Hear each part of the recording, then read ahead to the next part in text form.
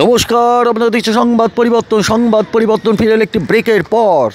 আর কয়েকদিন পরেই 21শে জুলাই তৃণমূল কংগ্রেসের সমস্ত সৈনিকেরা, অর্থাৎ বাংলার হৃদয় মমতা ব্যানার্জির সমস্ত সৈনিকেরা ওই একটি দিনের জন্যে মুখিয়ে থাকে।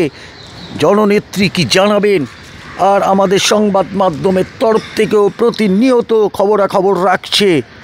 সেমনি আজ আমাদের সংবাদ মাধ্যমের সাংবাদিক সত্যেন সরকার সরাসরি পৌঁছে গিয়েছিল হাইকোর্টে। সেখানে বিশিষ্ট আইনজীবী আগামী দিনে সূর্য নতুন কাণ্ডারি অর্থাৎ শিবাশিস ব্যানার্জিকে সরাসরি পেয়ে গিয়েছিল।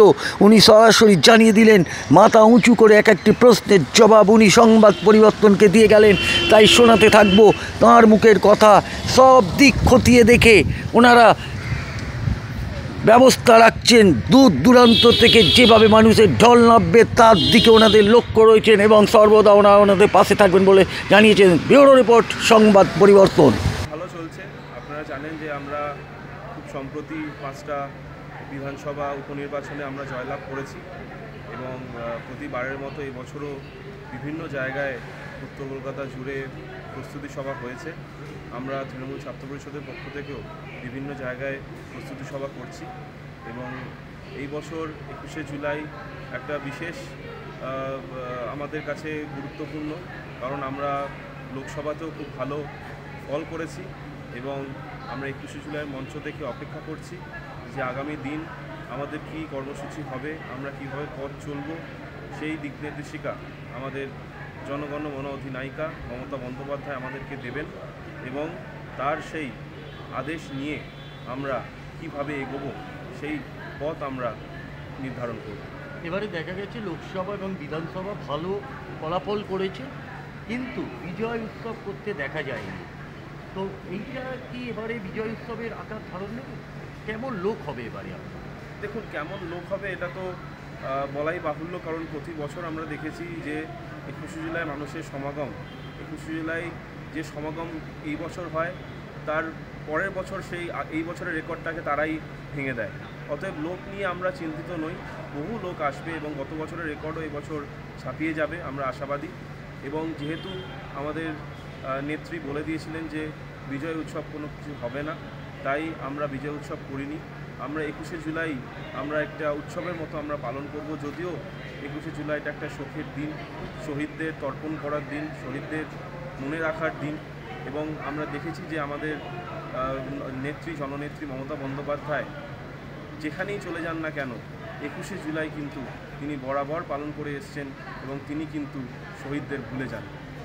দেখা যাচ্ছে যে বিরোধী দলনেতা বলছে যে এইটা আপনার গণতন্ত্র হত্যা দিবস। দেখুন, বিরোধীদের আর বলার কোনো জায়গা নেই। বারে তারা মমতা বন্দ্যোপাধ্যায়, অভিষেক বন্দ্যোপাধ্যায়কে টার্গেট করেছে, তারা বারবার চেষ্টা করেছে দলকে কালিমালিপ্ত করার, কিন্তু বারেবার এই উপনির্বাচন বলুন বা লোকসভা নির্বাচন বলুন, আপনারা দেখেছেন মানুষ কিন্তু তাদের জবাব দিয়েছে। তাই ওরা কি বলছে না বলছে আমরা তাতে গুরুত্ব দেব না এবং সাধারণ মানুষও তাদের কথায় গুরুত্ব দেয় না। তারা শুধু চায় মিডিয়ায় আসতে, তারা শুধু চায় নিজেদেরকে হাইলাইট করতে। আপনারা দেখেছেন গতকাল যে বিজেপির কর্মসূচি হয়েছে সায়েন্স সিটি অডিটোরিয়ামে, সেখানে প্রকাশ্যে দলাদলি রাস্তায় নেমে এসছে এবং একে অপরকে তারা দোষারোপ করছেন যে কেন বিধানসভা উপনির্বাচনগুলিতে এবং লোকসভাতে ফল খারাপ হয়েছে।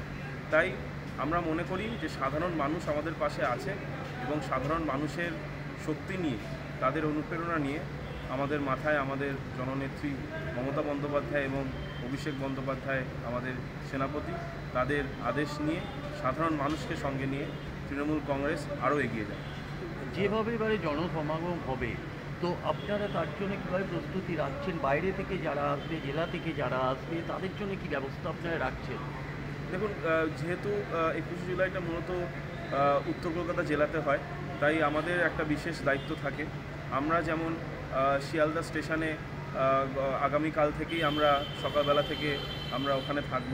বিভিন্ন জেলা থেকে মানুষ আসবে, তাদেরকে বাসে করে বিভিন্ন ধর্মশালাতে, তারপরে বিভিন্ন কমিউনিটি হলে যেখানে তাদের থাকা খাওয়ার ব্যবস্থা করা হয়েছে দলের তরফ থেকে, সেখানে তাদেরকে ঠিকমতো পাঠিয়ে দেওয়া, এটাই হচ্ছে আমাদের উদ্দেশ্য। এবং এই জিনিসটা 22 তারিখ 23 তারিখ অবধিও চলে, মিছিল হয়ে যাওয়ার পর, প্রোগ্রাম হয়ে যাওয়ার পর। তাই আমরা বিগত বছরগুলির মতো এই বছরও বিভিন্ন জায়গায় তাদের থাকা এবং খাওয়ার সুবন্দোবস্ত করেছি এবং আশাবাদী আমরা যে আপনারা জানেন যে নর্থ বেঙ্গলে একটি বন্যা পরিস্থিতি দেখা দিয়েছে।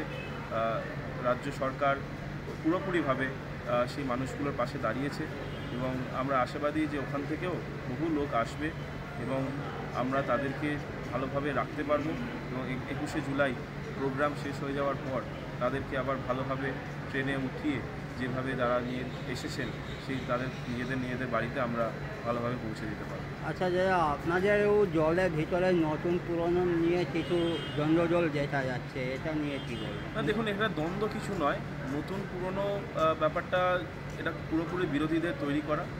আমাদের দলে যেমন বরিষ্ঠ নেতারা রয়েছেন, যেমন সুদীপ বন্দ্যোপাধ্যায়, সৌগত রায়, যেমন এরাও রয়েছেন, ঠিক তেমনিভাবে অভিষেক বন্দ্যোপাধ্যায় যেভাবে কারুণ্যকে এগিয়ে দিয়েছেন, তরুণদেরকে এগিয়ে দিয়েছেন, তাদেরকে সুযোগ করে দিচ্ছেন কাজ করার, আমরা তাদের কাছে কৃতজ্ঞ।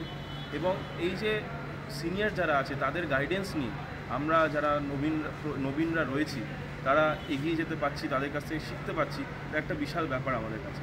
কারণ আমরা নতুন, তারা অনেক অভিজ্ঞ, তাদের এই অভিজ্ঞতা আমাদের অবশ্যই আগামী দিন পথ চলতে কাজে লাগবে। তাই আমাদের দলে প্রবীণ এবং নবীন দুজনে এই মিশ্রণ সেটা খুব ভালোভাবেই আছে এবং বিরোধীরা চেষ্টা করছে যে এই সিনিয়রদের সাথে জুনিয়রদের একটা ঝামেলা সৃষ্টি করে, একটা ভুল বোঝাবুঝি তৈরি করে দলের মধ্যে একটা বিশৃঙ্খলা তৈরি করার জন্য। কিন্তু এটা মমতা বন্দ্যোপাধ্যায়, অভিষেক বন্দ্যোপাধ্যায়ের দল, এখানে কোনো মতেই বিশৃঙ্খলার জায়গা নেই এবং সিনিয়ররা সবসময় আমাদের জুনিয়রদের পাশে থাকেন এবং আমাদেরকে সবসময় সঠিক পথে গাইডেন্স দেন। 21শে জুলাই একটা ঐতিহাসিক দিন, এবারে কি চমক থাকছে নতুন? দেখুন, এইটা বরাবরই কিছু না কিছু চমক তো থাকেই। এবার দেখা যাক মমতা বন্দ্যোপাধ্যায়, অভিষেক বন্দ্যোপাধ্যায় আমাদের জন্য কী চমক রেখেছেন। আমরা এখনও কিছু জানি না, কিন্তু আমরা শুনেছি যে প্রতি বছরের মতো এই বছরও 21শে জুলাইয়ের মঞ্চে একটা বড় চমক আসতে চলেছে। আর দুদিন পরেই আপনার 21শে জুলাই, আপনার তরফ থেকে আপনি সকল ভারতবর্ষের মানুষ তথা পশ্চিমবঙ্গের মানুষ এবং যারা শহীদ হয়েছে তাদের পরিবারের উদ্দেশ্যে আপনি কি বলবেন?